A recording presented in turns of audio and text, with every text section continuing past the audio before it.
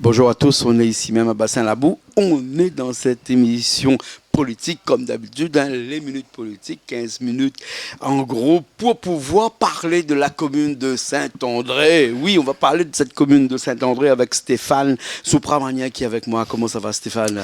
Très bien, mon cher ami. Ouais, on se connaît bien, hein, donc ça fait longtemps que tu passes ici de temps en temps nous voir, tu as mangé un petit peu avec nous, oui.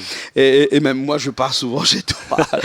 On se connaît bien, mais c'est pas pour autant que je te connais dans ce cadre-là, ce cadre politique. Il faut dire que c'est la première fois que tu te mets en avant, que tu t'engages dans la commune de Saint-André. Pourquoi avoir fait ce choix-là en 2026 Ben, je pense qu'il faut donner du temps au temps, Jean-Claude. C'est pas une chose qu'on décide comme ça du jour au lendemain. Tu dis toi-même, je suis venu ici à de nombreuses reprises et merci encore de ton accueil. J'ai milité pendant très longtemps dans le monde politique à Saint-André avec un grand homme. J'ai grandi dans la politique héritage Le de mes grand homme, parents. c'est Jean-Paul Oui, c'est mon ami Virapoulet, bien Jean-Paul sûr. Virapoulet, qui restera toujours mon ami.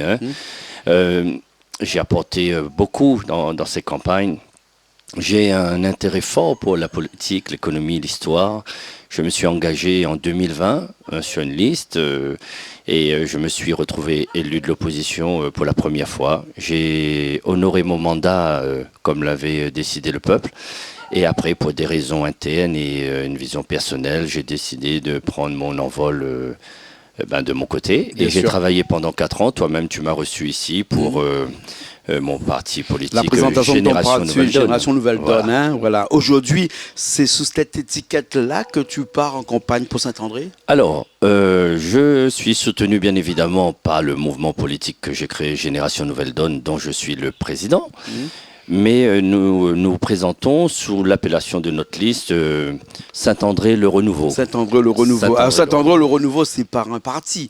Non, c'est la liste. C'est une liste. Voilà. C'est une liste. Pourquoi avoir pas pris l'engagement de ne pas partir sur Génération Nouvelle Donne et plus vers un nom de liste comme ça, Saint-André le Renouveau? Pourquoi dans ce mot-là, renouveau, tu englobes quoi? Des gens qui sont de la Nouvelle Donne ou Oui, bien c'est le renouveau de Saint-André qu'il faut changer de façon radicale? Non, c'est de connivence, puisque Génération Nouvelle Donne, c'est un mouvement très jeune qui date du mois d'août de l'année dernière. J'ai tu es venu travaillé, faire ta présentation ici aussi. Effectivement, j'ai réfléchi, travaillé pendant 3 ans et demi avec l'intervention des différents acteurs politiques, des anciens maires qui ont animé des séminaires pour moi, des spécialistes des finances publiques. On a créé ce mouvement politique, mais on voulait être clair et nous appartenons à un mouvement de la droite modérée surtout.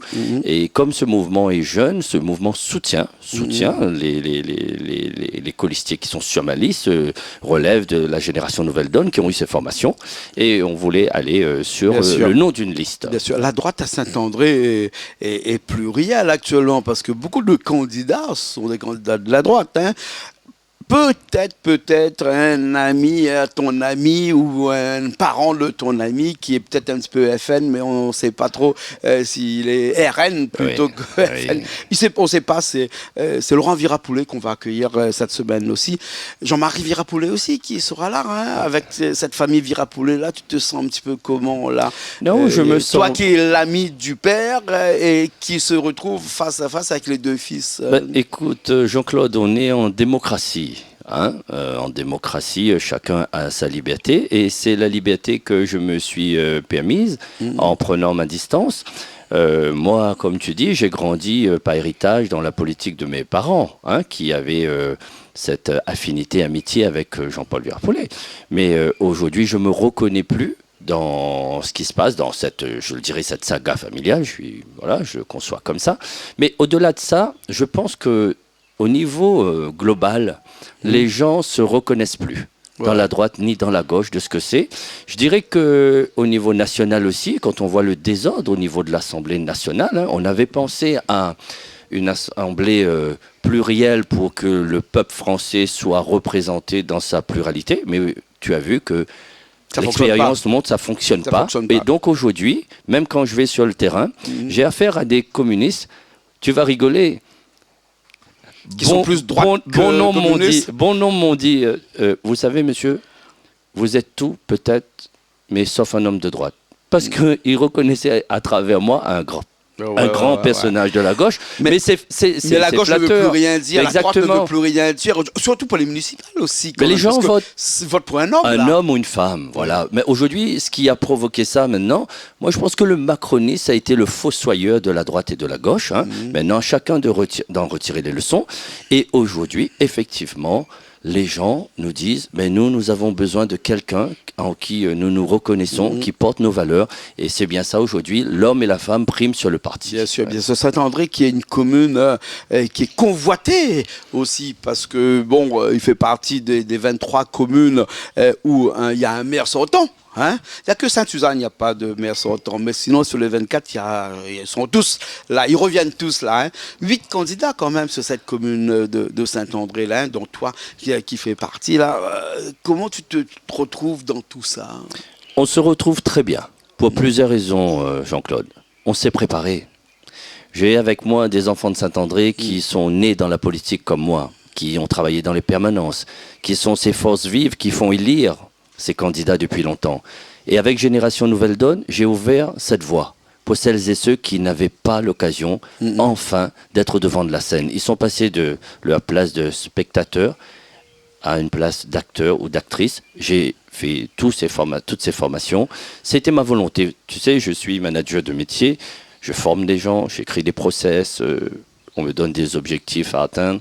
C'est un peu ça, je pense que peut-être la société a besoin, ou la ville de Saint-André a besoin d'un manager. On se retrouve très bien parce que 3 ans et demi, on s'est préparé. On n'arrive pas comme ça. On a écrit nous-mêmes notre projet.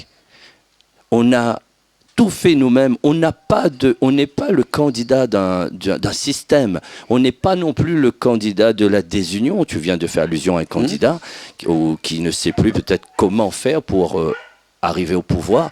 Moi, je l'ai dit sur ton plateau et je profite de l'occasion pour dire, je combats les partis qui sont extrémistes parce que ça ne fait pas partie de nos valeurs et il ne faut surtout pas surfer sur cette vague nationale pour tromper les rayonnés dans cette élection municipale. Ce sont mes convictions. Il y a aussi des anciens maires qui reviennent, à l'instar de Éric Fruteau, par exemple, qui revient aussi sur Saint-André.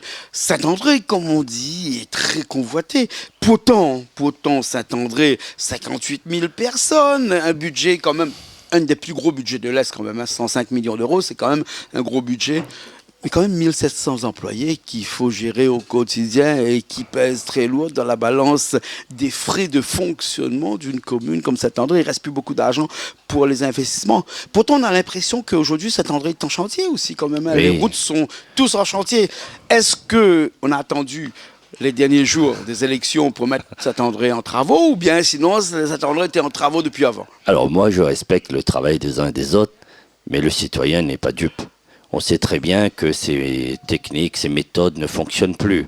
Je veux dire, c'est dommage d'attendre la fin d'une mandature pour engager des travaux, parce que sous des perspectives électorales.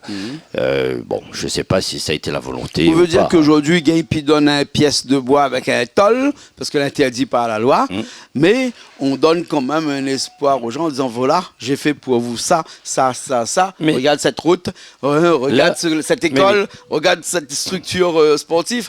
C'est un petit peu ça, malheureusement, la nouvelle donne aujourd'hui. Quand on a fait le terrain, les gens nous disent eux-mêmes ce que nos politiques n'arrivent pas à comprendre, et malheureusement pour certains jeunes qui arrivent, qui croient qu'en portant peut-être un patrimoine politique, ça suffirait. Non, la génération a changé. Les gens comprennent la politique et voient clair avec, je l'ai dit ici, tous ces canaux de communication, Internet, le numérique, les gens sont informés. Effectivement, à Saint-André, comme ailleurs, on a vu beaucoup de travaux en fin de mandature, et malheureusement dans la précipitation. Mais je trouve ça dommage. Et tu parles de travaux de transformation. Je dirais que, heureusement qu'il y a eu le budget de l'ANRU à Saint-André. Mais, Jean-Claude, plus de 100 millions d'euros sur 15 ans l'ANRU. La fin de l'ANRU, le NPRU, 2030. Ça veut dire qu'il reste 4 ans. Si vous allez au centre-ville de Saint-André... 10% du budget de la commune investi chaque année. Oui, mais je t'ai dit, c'est que sur 15 ans, et la fin, c'est 2030. Il reste 4 ans. Quand tu vas faire un tour toi-même en ville de Saint-André, on est presque à la fin de cette échéance, on va dire 4 ans sur 15 ans, 12 ans, bon, on est à la fin. Est-ce qu'on voit qu'il y a eu une nette révolution dans l'air, une rénovation? Je me pose la question. Par contre, ce que j'ai pris en compte, c'est que nos quartiers se meurent. C'est-à-dire, avec ces 100 millions d'euros dans rue, on a fait des transformations, des investissements. Mais qu'est-ce qu'on a fait d'autre pour nos quartiers? C'est-à-dire, on a tous regardé dans le même sens et on a viré le dos au quartier. Et après, on va dire qu'à Saint-André, il y a des zones de non-droit. Non. C'est pour ça que dans mon projet, j'ai un projet qui s'intitule Éco-quartier, où nous avons disséqué Saint-André en 10 secteurs et j'affecterai 2 millions d'euros par secteur dans 4 thématiques importantes et on fera l'inventaire, donc l'échographie de chaque quartier pour révéler les besoins avec la population et investir. Il y a des quartiers, Stéphane, où il faudrait peut-être un petit peu plus d'argent. Tu as fait cet après-midi là un quartier qui est très connu à Saint-André, malheureusement pas dans le positif, mais plutôt dans le négatif, qui est le quartier de Faya, le quartier de Faya qui est un quartier qui est quand même très connu à La Réunion, et même ça va au-delà de ça, parce que même en métropole, on connaît ce quartier Faya là, et ça se trouve dans cette commune de Saint-André là, c'est-à-dire 2 millions d'euros, je ne sais pas si c'est suffisant pour redresser là, parce qu'il faut beaucoup de choses. Il y a une insécurité qui règne là, il paraît même que les gendarmes ne veulent plus partir dans le quartier de Faya le soir, de peur de se faire caillasser, de faire attaquer, et que ça, il y a vraiment quelque chose à faire dans ce quartier là, parce que tout le monde en parle, mais on a l'impression que ça ne change pas. Ce quartier Faya, où on prend le chemin du centre, hein, et on arrive directement à là, on a l'impression que c'est un quartier qui vient, les petits commerces et tout ça, hein. Mais dès que la nuit tombe, ce quartier-là, il devient comme les faubourgs de Marseille. C'est quand même quelque chose, il faut faire quelque chose. Il y a un défi. Il y a un défi à relever. Mais je pense qu'on prend sous le mauvais prisme le sujet de Faya. Et je pense aussi que parfois, les médias en usent et abusent parce que c'est vendeur. Mais par contre, il y a une réalité. Il y a une réalité.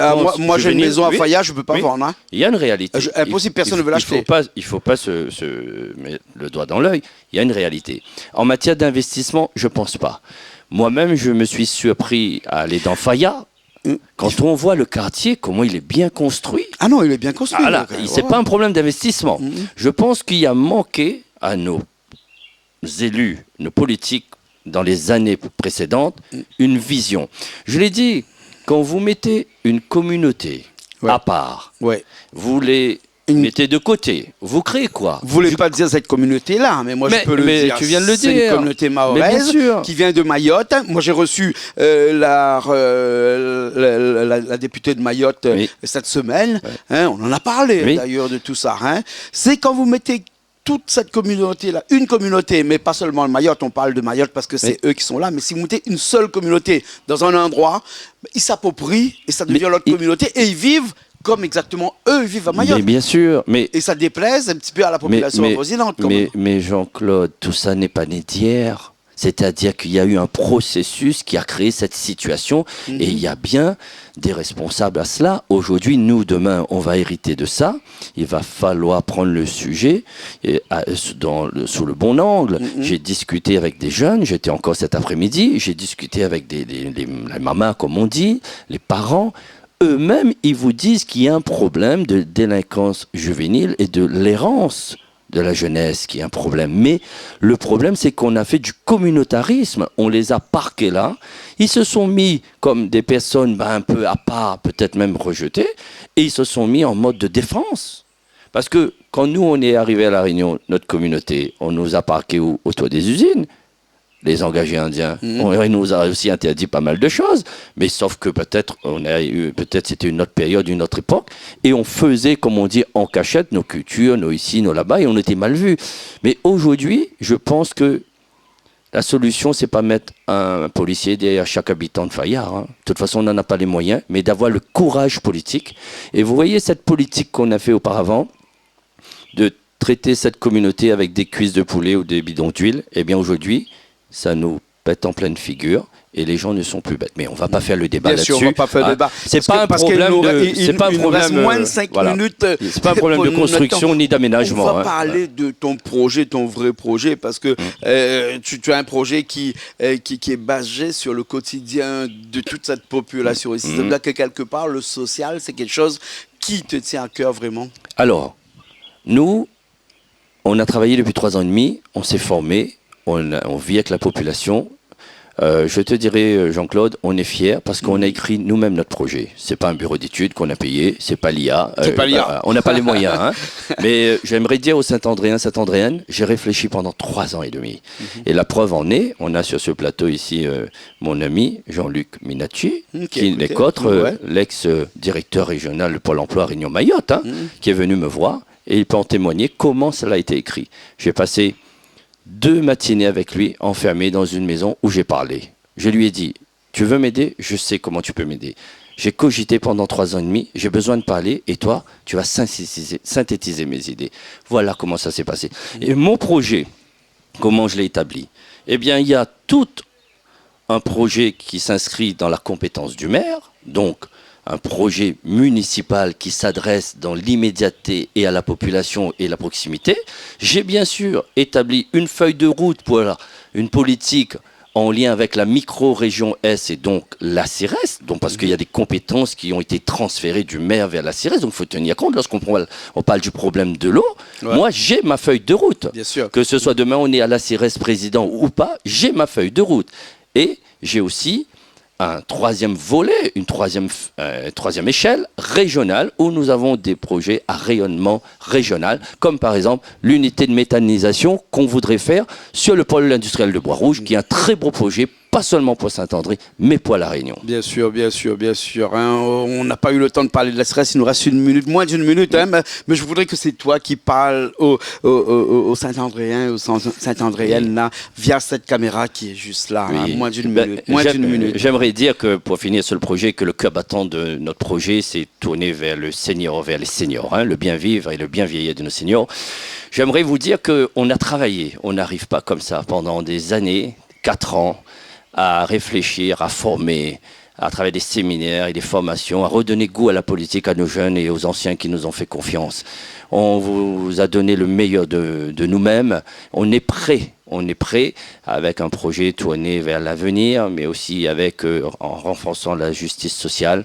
Je vous demande de nous faire confiance. Je vous demande de voter au premier tour pour notre liste Saint-André le Renouveau, Stéphane Sopramonien. Et ce sera un honneur de vous servir, mes chers amis Saint-Andréens et Saint-Andréennes. Merci beaucoup, Stéphane. Merci à toi, mon ami. Hein, merci, Richard, qui était à la technique. Merci. Écoute, tu vas cuisiner un petit peu pour nous, là, dans un instant. Hein, voilà. Merci beaucoup. On se retrouve très prochainement dans de nouvelles émissions politiques, des instants politiques, les minutes politiques sur Canal Austral, comme d'habitude.